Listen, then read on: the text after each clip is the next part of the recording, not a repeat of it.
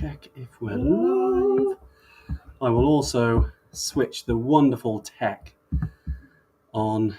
Hopefully, good morning, Dave. I know. Welcome to the party. I didn't yawn once in the lead up to this, and now as soon as we click live, let's have a look. Let's make sure we are all good. We're just doing the tech. Clearly, it's been a busy. It's been a while, mate. It has been a busy couple of weeks, but I'm just bringing up the chat. No one's here yet, so don't rush. I will just drop.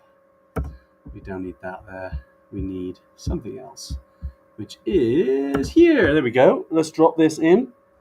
And then we can do what we've always done, which is we'll finally check if we're live. We'll finally check if we're live. Go on. Now we can check if we're live. Let's have a little look. I always like it if they get the comments in first before you establish. Well, over the years, it's always been. There we go. We're live. Awesome. Great to be back, Dave.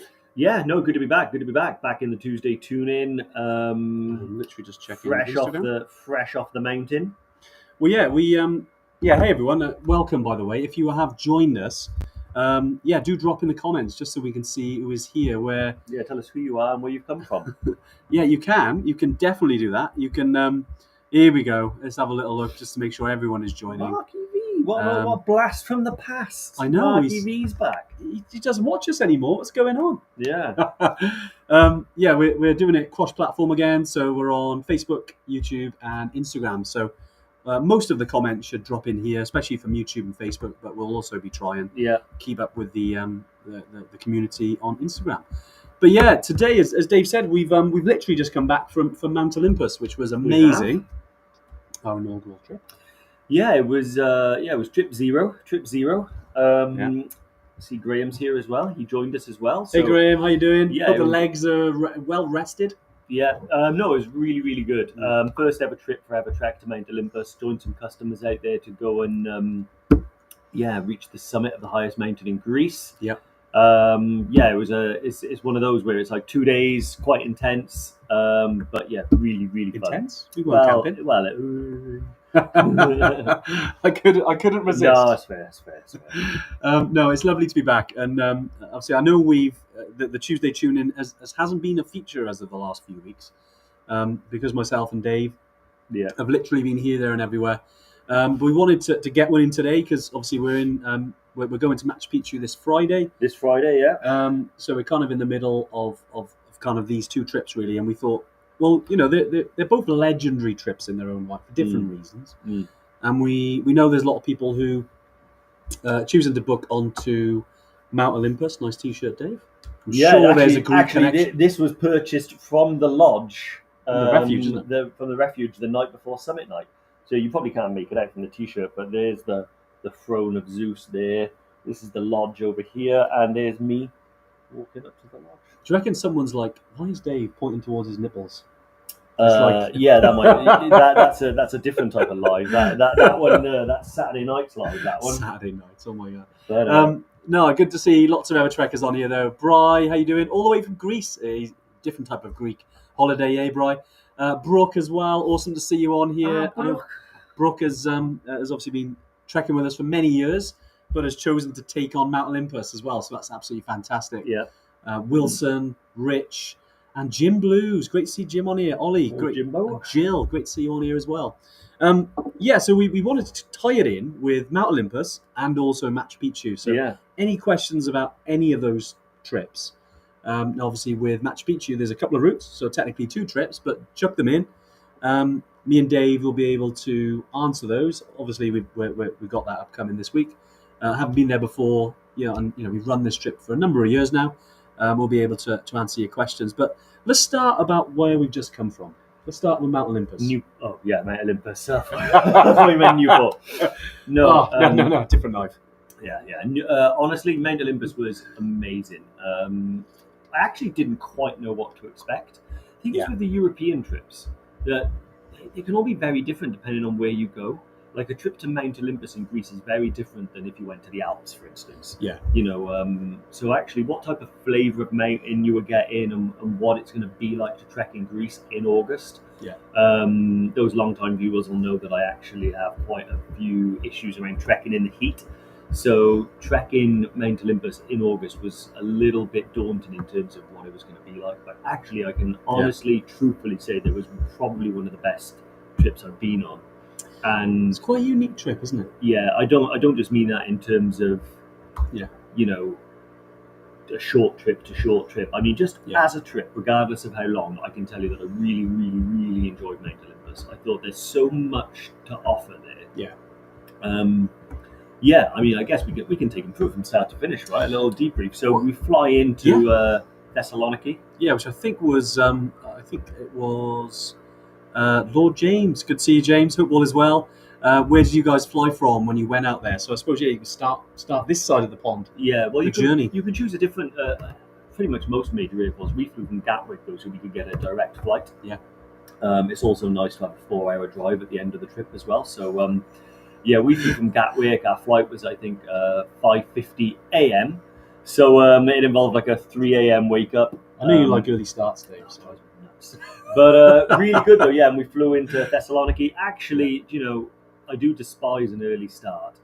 However, I will say that once you're through airport security and you're actually just waiting for your flight, the early ones are better.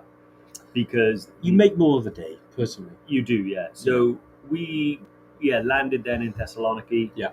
Then you picked up at the airport, and it's around an hour and 45 minutes, 2 hours, depending on traffic, to Little Horror. Yeah. Or done well there. It is pretty good pronunciation. I probably will revert to Little Choro because that's how it's spelled. But the Choro is horror. Horror, Little Horror. Anyway, I'm not going to try and do the accent. That's really good. I think people will take that. Yeah, and I think Little Horror was actually a really nice little surprise. I didn't really know what to expect. I mean, it's quite a quaint place, isn't it? Yeah, very quaint. Very really small. You can walk around the entire town in less than an hour.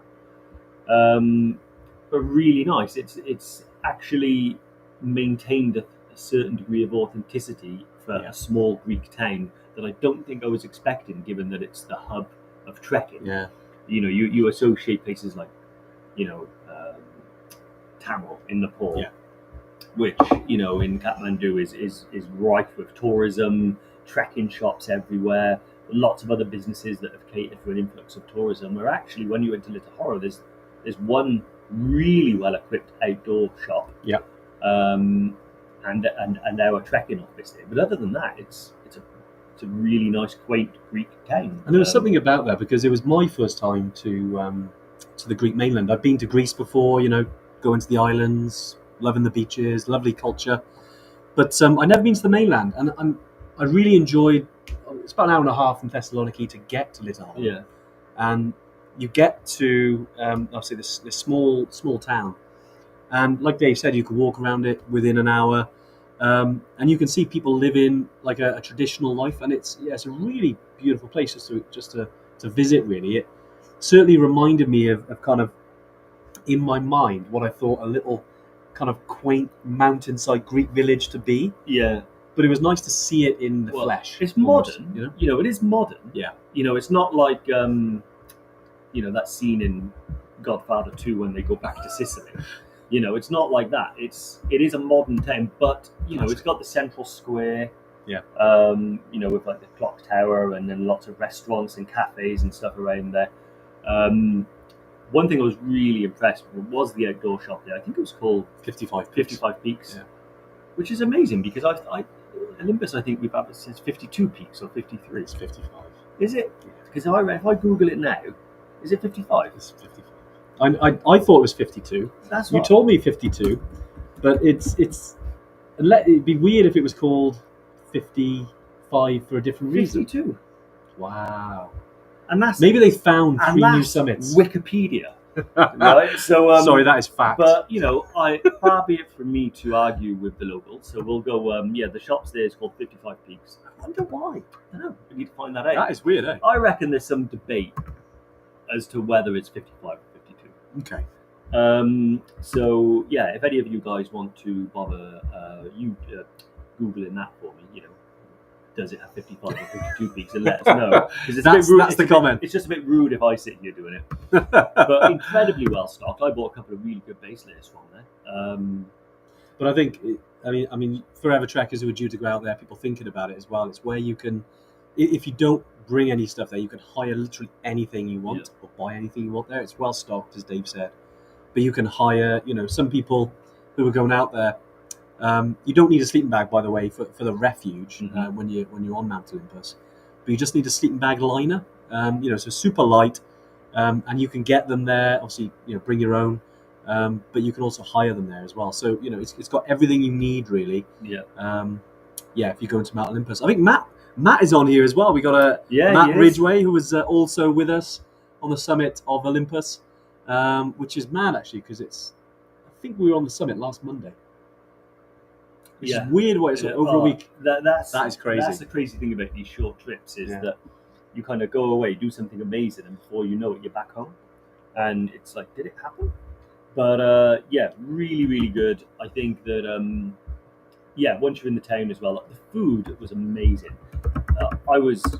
I'd never personally been to mainland Greece before. In fact, I've only been to Greece once before, and that was to Kos. So this was a new experience for me, and I will say the food there was just beautiful. Like, I'm not one for ordering, a salad as a main. But I will say that I had to go back to the same restaurant twice because their salad was just so filling and so nice. Proper, really good Greek salads. Fantastic. Well, over here, when you order a Greek salad, you get a couple of crumbs of feta, and that's what then. But over I got feta for lunch today. Actually. Over there, you get blocks of it, and it's beautiful. Big blocks. Yeah. But plenty of time to, there's shops there, there's pharmacies there, there's everything you pretty much need. It's in one small microcosm of the town. They've catered for kind of everything you need, but without it feeling intrusive. Right. So you're walking around and you don't have a sense that this whole town is built for tourism. Yeah. However, within that town, there is everything you need. Because for me, it was more like it's kind of like a town that's existing, and in a nice way, people come. The town still lives and does whatever it does, and there's no real impact on that. If anything, you're doing, something nice because you're bringing, obviously money to the area, and then life still goes on within it. It doesn't affect it, but it's great to see, like especially when we were on the mountain, because essentially you obviously got arrival day, and then the next day you kind of start from a trailhead, about 9 a.m. in the morning. Gorzia, and you start there, and it's all up. So to get to the Muses Plateau, it's about 1,800 meters of up. And it's not all like that. It's quite kind of steady going. And before, 3.5 hours until you get to lunch, it is certainly, all up. But it doesn't feel like it's difficult. No, other than the heat. Yeah, so obviously we were trekking in August in Greece, so it's going to be warm. I think we were lucky because the day that me and you arrived was really hot. Yeah. So humid. Actually, it did cool down over the next couple of days, but it doesn't go much below 25 degrees during the day. But it's actually the sort of topography and the landscape does kind of work in your favor. So when you start, you're in the forest, and that means that it's sort of sheltered from the worst of midday sun. There's a little bit of a breeze. It's quite nice. It was warm, don't get me wrong, I was sweating, but I wasn't, it's not the most unbearable heat I've ever experienced. And you'll be trekking up through the forest for around 3 hours until you get to the first mountain refuge. Actually, we should talk a little bit about these refuges because they're so good. Yeah. I'm sure, Graham and Matt can testify that considering, they're just stone buildings on a mountain, the fact that it's like a restaurant, you can go in and there's spaghetti. Good vibe as well. Yeah, really good vibe. They had like hot food, spaghetti, bolognese, soups, t-shirts, chilies, t-shirts, bottles of Coke, water, snacks, cake, everything you need. So you stop there for lunch. Actually, I had a full portion of spaghetti bolognese, and I'll be honest with you, it was a lot. It was a bit too much at lunch. Considering it was lunch and we had to do another 3 hours of climbing. Yeah. After about 40 minutes of walking with, an entire big portion of spaghetti bolognese, I was like, but it got you there, Dave. It did, yeah. And after an hour or so, it kind of settled. Really feeling like you will not go hungry. Then is probably one of my favourite sections of day one, which is you start this, it's called a ridge walk. But what's amazing about it is that as you're walking, you kind of got the throne of Zeus. You know, if you Google Mount Olympus, the mountain you'll see is the throne of Zeus, not the whole massif. And yeah, you're kind of trekking along that. Now it's like you're on the moon. You've gone from a rainforest to the moon. It's just this rocky, dusty terrain where you're kind of following the ridge line. And then up above you, even though you're on a rocky section, you can kind of see this green bowl, which is the Muses Plateau. Which it feels weird, doesn't it? Because you can see everything's like grey. It's almost like Dolomite-esque kind of landscape because, you know, a lot of granite rock, like big, towery blocks. You know, it's huge. And then you've just got this green kind of landscape, and there's some like what are they called? The animals we saw on there, chamois, who are like kind of in between a goat and a deer. You see them in like Gran Paradiso and in the Alps quite a lot, but they've got them on Olympus as well, and which is awesome. And I think they have dwindled to like less than 10, and now there's hundreds of them. They clearly helped to kind of regenerate the population. But that area is beautiful, isn't it? You can imagine though, like thinking about if that was in winter, that area there, because it's exposed, would be very, very challenging. I think fantastic place. I think if you had high winds, I mean, you wouldn't fall off, but it'd be tricky. It's very tricky to navigate, and also just having been in those environments in high winds, it can be dusty. Yeah, but no, it's amazing. Actually, one of the guides told me that there is a goat that what was a domesticated goat that kind of got free and now lives with the chamois. Nice. He's just kind of linked up with them and is now a member of the chamois community. Chamois goat community. Yeah, but no, really, really good. And then ultimately, then you end up at the refuge where you'll spend the night, which is where I bought this T-shirt from. Nice. And what was how was the sleeping arrangements? It's pretty good. If any of you have ever done Toubkal before, it's actually the same sort of style, which is these bunks that are sort of like really close together. Yeah. Do you know what though? Like, quite comfortable, I'd say. I'd say way more comfortable than the refuge in Toubkal. Yeah, it was really no mold. It was warm. Yeah, and it was really nice, kind of like aesthetic. It was like wooden paneling. It just looked nice, but very comfortable. Great to get your head down for a night. Yeah. I mean, the room was warm. I mean, there was a lot of off-gassing in the room as well, which is snoring. But I think it was Matt and Graham, wasn't it? Yeah, they were the worst. It wasn't us. But no, it's really, really good. And the food there is amazing. You know, it's really well equipped. But actually, the atmosphere is quite good because it's quite a lively atmosphere. Yeah. When you're in there, it's quite loud. Like everyone's talking, chatting, looking at their phone, sharing pictures. It's quite a good atmosphere, I think. Yeah, really, really good. Definitely. And the second day, which obviously is where the magic happens, which is where you go for the summit. And I think, because across the weekend we found it relatively easy, I think, in terms of the hiking, even though it's all up and all down. It's the trails are easy to navigate. It's really good terrain. Mm-hmm. But the summit to Mitikas, which is the highest peak, which is 2918 meters, and the highest summit out of the 52 or 55 summits. Mm-hmm. And basically, you've got when you leave the refuge, you've got about a 20-minute walk until you get to the part where you start your scramble. And one thing we do, whilst we were there, is we rope up. We get into rope teams, and then you got your helmets on, you got your harness as well. And we did see people up there without harnesses, without rope, and without helmets. Obviously, safety is big, and for us, it was something that we'd obviously chat about before, because it is a little bit of exposure there, and it's just scrambling. It's not technically climbing, but you've got about 300 meters of ascent to get up there, and it took us about 45 minutes to an hour to get to the summit. Yeah, of scrambling. Yeah. It's hard to describe because it was so fun. I felt like it was it's really quick. Like for me, it felt really quick, but it's probably about 45 minutes to an hour. It was amazing terrain, and but to someone then, and I know you're really comfortable with heights. On a challenge level, what do you think that kind of that scramble would have been for people, like for normal Evertrekkers? Do you know what? If you're a normal Evertrekker and you're kind of relatively comfortable with heights, I'd say it's like 5 out of 10 in terms of in terms of fear factor. Yeah. But then it is subjective. So, for instance, I was like a 1 out of 10 because I have no fear of heights. Yeah, it doesn't bother me. If you do have a fear of heights, then it could probably get close to a 10, because Yeah. if you've not experienced in scrambling, there will be some sections that worry you a little bit, because you are climbing. It is really steep, and if you fall, you could hurt yourself. Yeah. It's really different. It would be very hard to fall, because at all points you've got kind of a minimum of 3 points of contact, to the mountain, Exactly. and you're moving very methodically, and it is controlled by the guide. So the guide will tell you where to go, where to place your feet if you need to, and he'll control the pace and make sure everyone's coming up in a controlled and safe way. Yeah.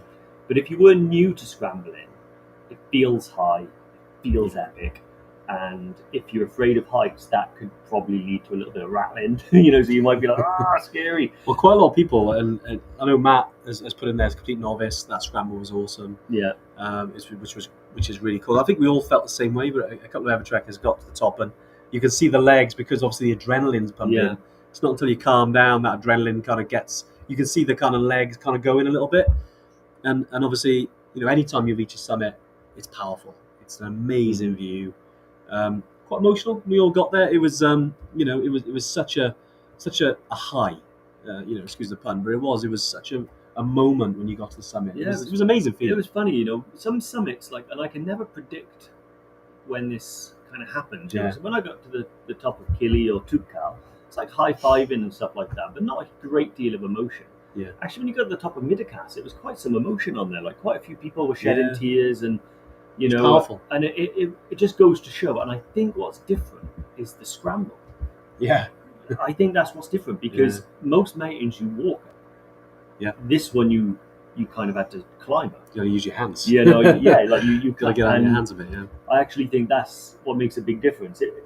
It was genuinely one of my favourite peaks. I will do Mount Olympus in Greece time and time again. And the group that we had was great. We got Graham, Matt here, and the whole group though was amazing. Yeah. It's almost a rare thing these days to be able to trek with a group of Evertrekkers for a first time on a new trip. Yeah, a new world, isn't it? We might go to Nepal and join a trip or two, but because we've done it before and it's not a new trip, so sometimes the stars align and you get a new trip, we're on it, and you get customers who are also on it and it's their first time, and the stars align and you have a great trip. The guides as well, like Sakis, who's our head guide out there. Yeah, he's a legend there, isn't he? Absolute legend in terms of his ability. And then we had Kostas, Romanos, and Stereos. 3 really good guides. Each of them, with a unique style, but equally as patient and as helpful on the climb. Nice. Yeah, I absolutely loved it. Getting to the summit of Mittakas was like a big one. I loved it. I think it's certainly, and to anyone that obviously it's great. I know a few of you on here already booked in to take on Olympus. Highly recommend it. It's a great trip, short trip. I think before we even thought about doing Olympus, we done a bit of research and realised it's becoming more of a thing. There were good guiding teams out there, so I feel really happy about what we've got out there. So yeah, definitely have a little look on the website. It's it's obviously got a lot of information on there, which we've updated. Definitely download the guide, have a little look, and you'll be able to see what the trip is really like. We're just putting together some content from it as well. So you might have seen on Instagram. I know if you're on Instagram now watching it, or on Facebook, you would see some of the pictures of the group. We're trying to get some more as well, because we did a lot of content out there, just so you can see exactly what it's like, and hopefully it's for you. And Pritesh talking about loving scrambling. It's a really good trip, and it's a short trip. It is kind of a weird one in a way, because it's Saturday to Tuesday on some of our dates, but actually works out quite well. So obviously with leave, it's a couple of days of leave, but it's a really, really good trip. And then kind of switching gears then, because obviously that's Olympus, and I wanted to give Machu Picchu a bit of airtime today. How are you feeling about Machu, Dave? Yeah, no, excited. First time on the Tomokaea? Yeah, first time on the Tomokaea route for myself. Excited? Yeah, no, really. I'm trying to think of the words, because it's one of them where it's... do you know what's strange about Machu Picchu for me, right? Go on. Is I've been working with that trip for years. I know. Yeah. So there's a strange juxtaposition in my mind of over familiarity. I mean, imagine going on a trip and you research it for 5 years and you talk to thousands of people that have done it.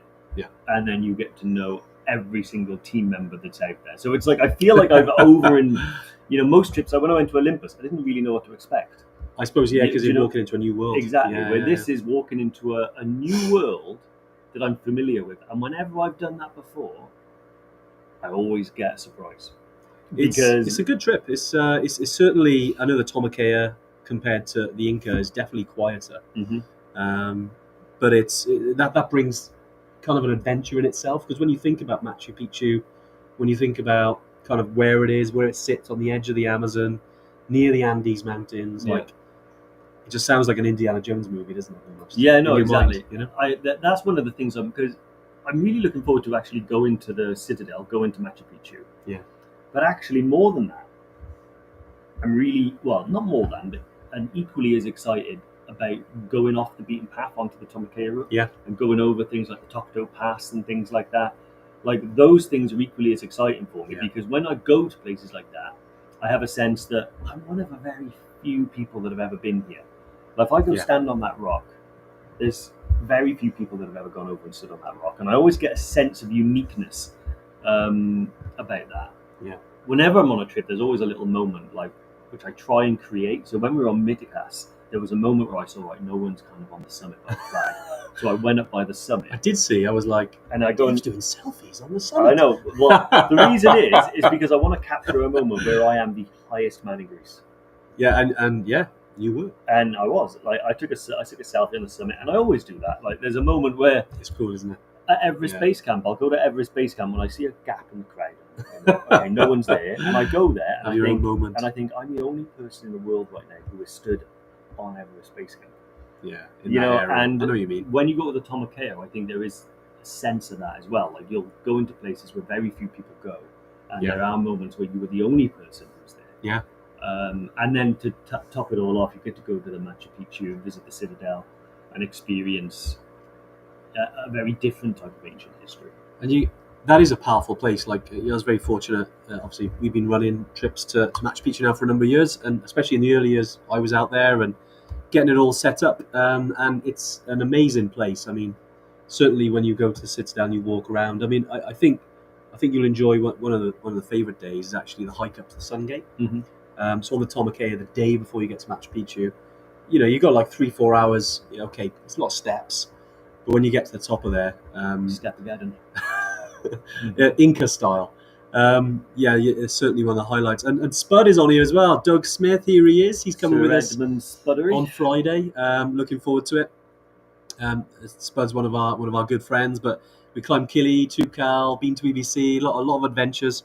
But Mount Olympus is an amazing one, mate. But with Machu Picchu, it's interesting because even though we've run this trip for a long period of time, and the amount of questions we get asked on Machu Picchu, and any questions, guys, do drop in the comments as well. I know we've answered a few about Olympus, but any about Machu Picchu, we're here to answer them as well. I think naturally as we move towards Friday, because we're flying out on Friday, we have the same questions. Yeah. Even me, I've done it. I'm like, I gotta remember again. Actually, what's the local currency again? And then I got to get some, and it's not just easy. You can't just walk to the post office. You've got to make sure you get them. Then you're thinking about eSIMs. Do you order in some currency? No, I'm just going to go to mix them up, actually. That's Morrison's do it, believe it or not. Do they? Yeah, you can pay on cards. So to anyone that needs to know, you can get them. Currency? The sol. Peruvian sol. It's the Nuevo sol, they call it. Peruvian Nuevo sol. Nuevo. Does that mean new, doesn't it? Must be new. Nuevo. Any Spanish speakers? Be interested to hear. I wonder if that means new. You've just Googled how many peaks. You can have a little. I don't like doing that. I feel like that's cheating. It's cheating, is it? Okay, we'll wait and see if any Evertrekkers is here, or if anyone's watching on Instagram, anyone's got the answer. Anyone's watching on YouTube, anyone's watching on Facebook. What's the answer to what does Nuevo mean? I'm sure we'll get the answer very soon. But yes, it's things like that. Things like eSIMs as well. I know Spud was asking. I know I was thinking, is it worth getting a local SIM card? Is it worth getting an eSIM? Or do you get Signal? And I do remember when I was doing the Tomakea, the first 2 days, very remote. You don't get any international signal there. Whereas, you can get an eSIM that will give you some signal. So, Nice. yeah, just something to think about if anyone wants to keep in touch. Obviously, if you're out there for a bit of a digital detox, no worries. You don't need to worry about this stuff.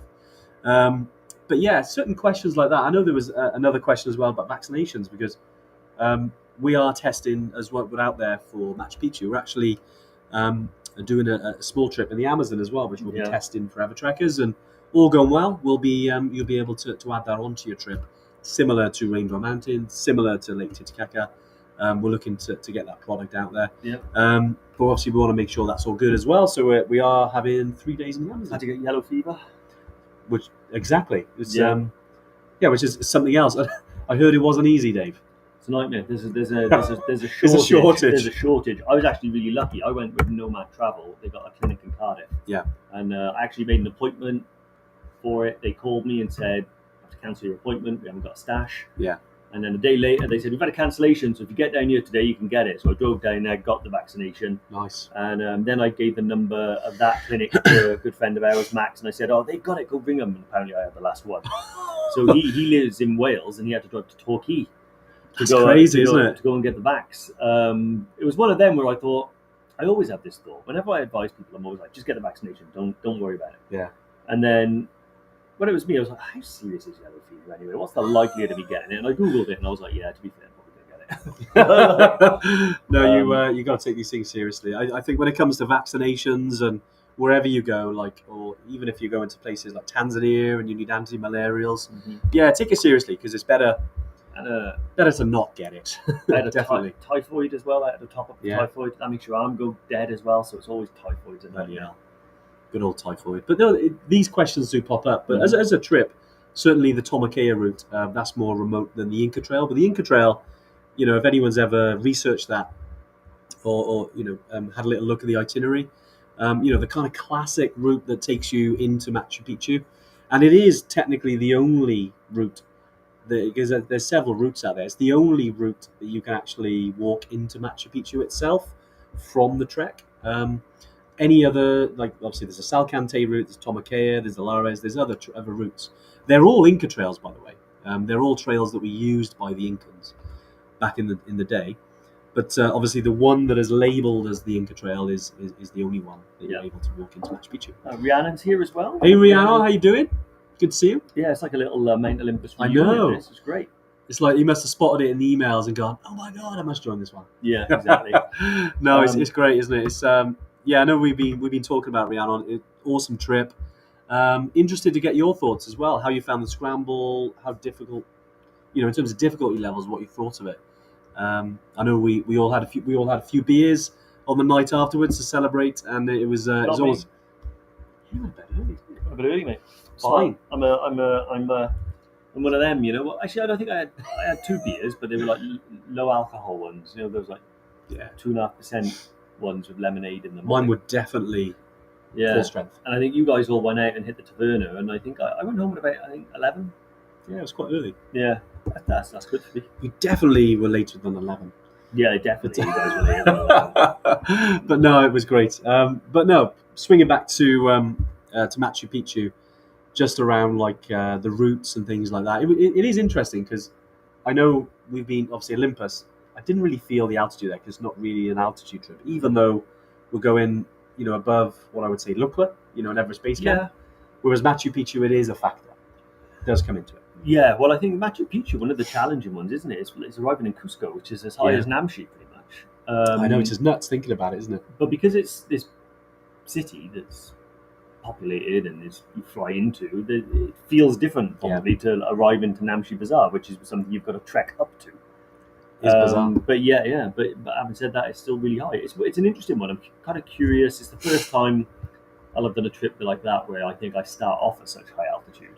But having flown up to Namche straight away, I didn't really feel any of the effects of the altitude then. So I reckon it'd be all right. I reckon it'd be okay. It's one of those that it's the same. After a couple of days, you acclimatise into that kind of that height, because it sits at about 3,300 meters.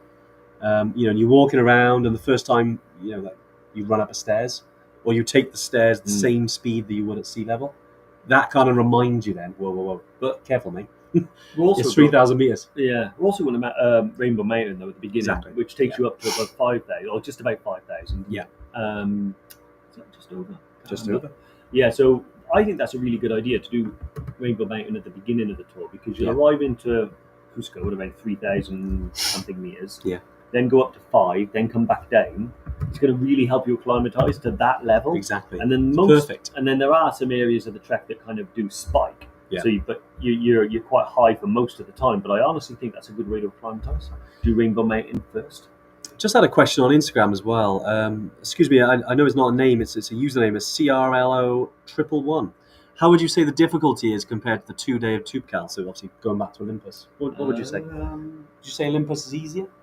I would say, if you're comparing, yes, I would say Olympus is a little bit easier, but not to say that it's easy.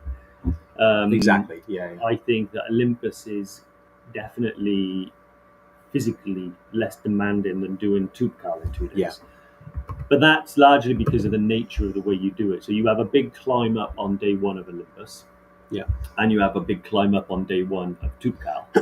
But the difference is that once you've done that first day, getting to the summit of Olympus, I mean, it takes a couple of hours from the moment you leave the lodge to get into the top. Where when you leave the refuge at Tubcal, you've still got like 4 or 5 hours of really, really steep rocky terrain to get up, and then another couple of hours maybe of steep rocky terrain on the way down. And then once you've done that, you've still got to walk back to Imlil. So I do think because of that, Tubcal is tougher. Yeah. Also, the altitude can start to play its hand at Tubcal, because you are going up to above 4,000 meters. But they're two completely different flavour trips in a way. They're kind of similar. Like, there were times where I thought this is very reminiscent of Morocco. Yeah. Like the terrain. Yeah, true. Yeah. Very similar. You know, so it is one of them where I think, they are very similar, but they're quite different in terms of the physicality. Yeah. But if I was choosing between the two, I wouldn't necessarily factor in the difficulty level, and I would factor in more about what I wanted to achieve. Yeah. So do I want to go to the highest point of the Atlas Mountains in Morocco, or do I want to go to the highest point of Greece? There's also other things to factor in, you know, like, so what do I want to do around the trip? Do I want to go to the beach and chill and just have some, like, Greek holiday, or do I want to go to Morocco and maybe see some souks and go to the desert? So I would factor in a couple of those things as to whether or not I choose one or the other.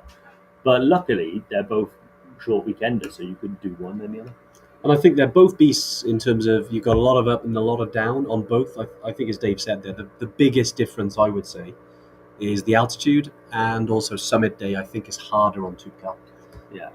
Personally, is it that physicality of getting up early, up to Tubcal, all the way back down to Imlil in a day is a challenge. Whereas Olympus, on my mind, like if I was labeling, say 4 is the hardest, and I'd say Tubcal is a 3, I'd say for me Olympus would be a 2. Yeah. On that scale, personally. I think the other thing is environmental. Like, it's much more of a frying pan experience in Morocco. Yeah. Like, there's no shade from the weather. So and when we went up there, we did a winter trek in April, technically classed as a winter because there was snow and crampons needed. It was 40 degrees and 0 shade for the entire day. Where in Olympus, there's quite a lot of shade, especially in the first half of the day, in those trees, which is where it's going to be warmest because it's at the lowest altitude. So I think, it's environmental aspects do play a little bit of its hand as well. Exactly. And sorry, I know Marky V dropped us a question earlier. Actually, have you guys used Avianca to get to Peru? If so, what are they like? So I know it's an airline, Mark, isn't it? I've not used them ourselves. Can certainly ask around. I have heard of it, but hopefully it's okay. As long as it's got wings, it should be fine. Is that the airline Pablo Escobar blew up? I'm not sure, but it's worth some research. I wouldn't tell Mark that. Avianca though sounds. This is a. Is this dark tourism time? Yeah. Literally. Okay, well, and then it was an Avianca flight 203. Yeah, that's where I knew it. Good memory, Dave. That's where I did it. Mark, perfectly safe. totally safe. That was a long time ago, and there was a very specific set of circumstances. Exactly. But no, I've never used Avianca. And did I think it was James as well? Where was it? Where did you guys fly from? You went out there. I know we talked about Thessaloniki in terms of getting to Mount Olympus, but yeah, we went from London, Heathrow, and Gatwick. You can get there. You can. You mentioned about the long stopover. Yeah, there's some of them we've seen from Bristol, and there's like 12-hour wait, and I'm like, just if you can get down to London, take a direct flight. It's definitely worth it. And Thessaloniki isn't the easiest place to get to. But actually, it's not that far. I think it's only a 30-minute flight from Athens. So something to think about in terms of maybe it's easy to get into Athens, get to Thessaloniki. Just something to think about on that one. No worries. Just a little comment on Instagram. Thank you for answering. No worries. I think that was about the difficulty on TubeCal. And Mark EV is like, thanks, guys. Confidence. Yeah, no, exactly. Mark EV's done enough travelling. He knows how it works. Well, that's what we do. It's, it's not just about boring, dry advice here. A little bit of history with my advice. So there's 52 peaks. /55. It's okay to fly with that airline. Just. Yeah, that's pretty much it, I think. That's pretty much it. Yeah. Okay, good. I mean, just thinking then, so just to kind of wrap it up, I know we've got kind of five minutes or so. Around these two trips, I mean, obviously perfect for us. We're just coming off the back of Olympus into Machu Picchu. Very different, all about the summit on one, all about the adventure on the other. But yeah, how are you feeling about how it all, Dave? Especially about Machu Picchu. I know it's first time. Yeah, really. Got to be excited about it. Yeah, I am really excited about it. Yeah, it's hard to describe really because I'm at the point now where I'm just thinking, should I go? I'm flying on Friday and it's currently Tuesday. So one thing that is on my mind is I've got to pack for it. Yeah. So yeah, that's bothering me because my kit has a tendency to sort of hit the ground and spread.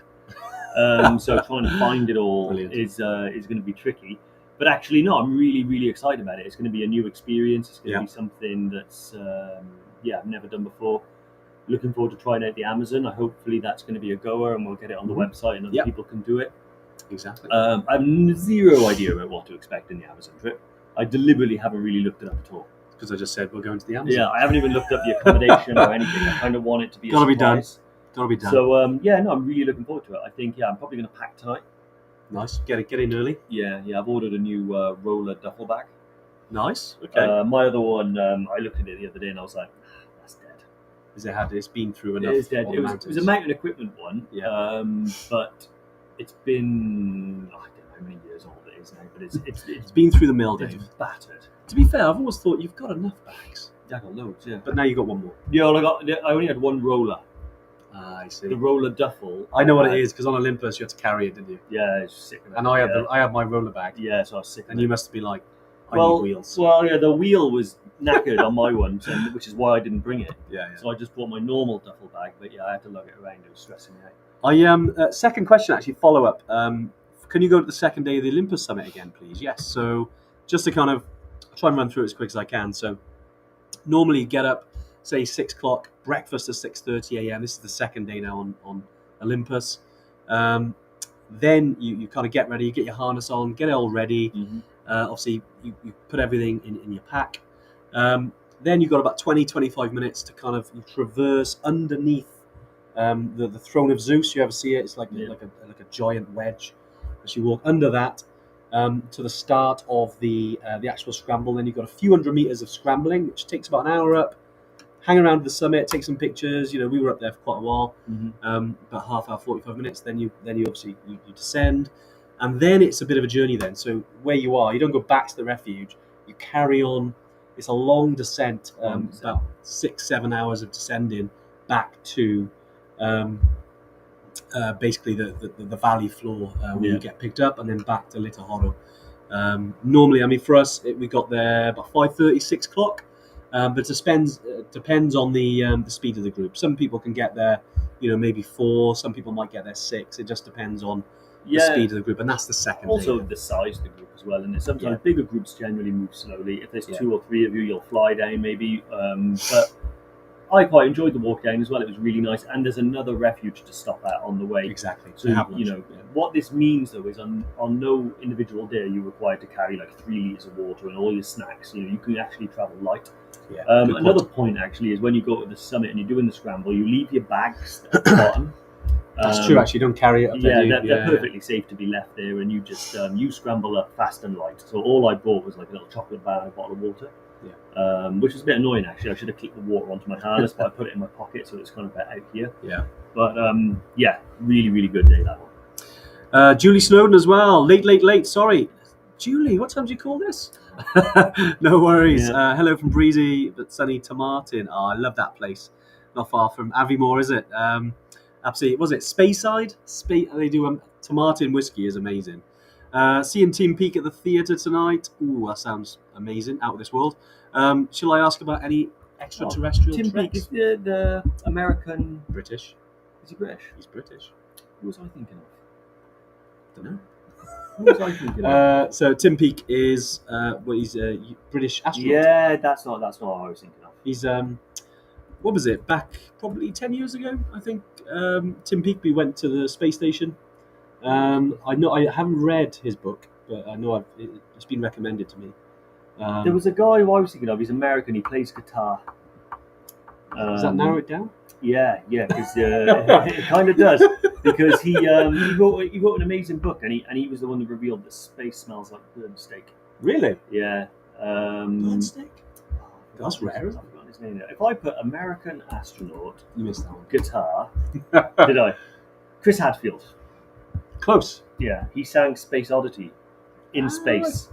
There we are. If anyone fancies listening to that, Julie, if you fancy getting away from Tim and having a look at this dude. Well, no, give Tim his due. He's equally as good. But if you go onto YouTube and you look up Space Oddity, Chris Hadfield, brilliant. It's a great video. And do ask Tim if you get to answer. This is like a Q&A on there. Ask him about Olympus Mons, the highest mountain in the solar system. Yeah. Just if that question comes up, if there's a little test, there we go. Hopefully that helps. Awesome. Well, awesome, guys. Yeah, nice to be back. Yeah. I know we're kind of mixing it up with a couple of different trips today. I hope it's been useful. Chatting a little bit about Olympus, obviously about Peru as well. Matt's like, safe travels, guys. Enjoy the Amazon and the snakes. Ooh, yeah, I like snakes. Be fine. Marky V's been out there, absolutely loves it. Apart from the scary bus journey, that should be interesting. Nice. But no, we'll obviously be documenting. We have got really cool video guys coming out there with us, actually based in Peru. So we're looking to get some awesome videos so we can show the journey a bit more. We'll certainly be posting stories and things on Instagram and Facebook as we go. So do keep an eye out. And then when we're back, which I think is like the 20th, 21st September, we'll then be doing like a debrief afterwards. Yeah. We'll do another Tuesday tune-in to talk about it. September's going to be an amazing month. But yeah, have a great couple of weeks. Nice to be back, Dave. Yeah, good to be back. Good to be back. Good to go away again. A flying visit to the office. It is, isn't it? It's mad. But yeah, have an amazing September and stay safe wherever you're in the mountains. I know some of you, Georgie, going out 38 days, then go to EBC again. Good luck, mate. Awesome. I know a lot of you out to, I think, who was it? Going out to the Paul, because that's kicking off literally in a couple of weeks. Yeah. I think it was Rich going to Langtang. Awesome. Have an amazing time. Post on socials. Always great to see. Obviously pictures and things, and don't forget to tag us as well at Evertrek UK, so we can see those and we can post them as stories. Always great if you're taking selfies or reels or photos. Definitely post them, guys. It'd be great to share in your journey. Yeah. Obviously, we don't get to share in all of the different parts of it, and obviously helps other Evertrekkers as well, kind of get a feel for the trip. So yeah, if you can do that, that would be amazing. Awesome. Matt, 3 passes. Good luck, mate. Anything you need, drop us a message. Yep. Cheers, Jim. And catch you guys when we're back. See you on the other side. See you guys.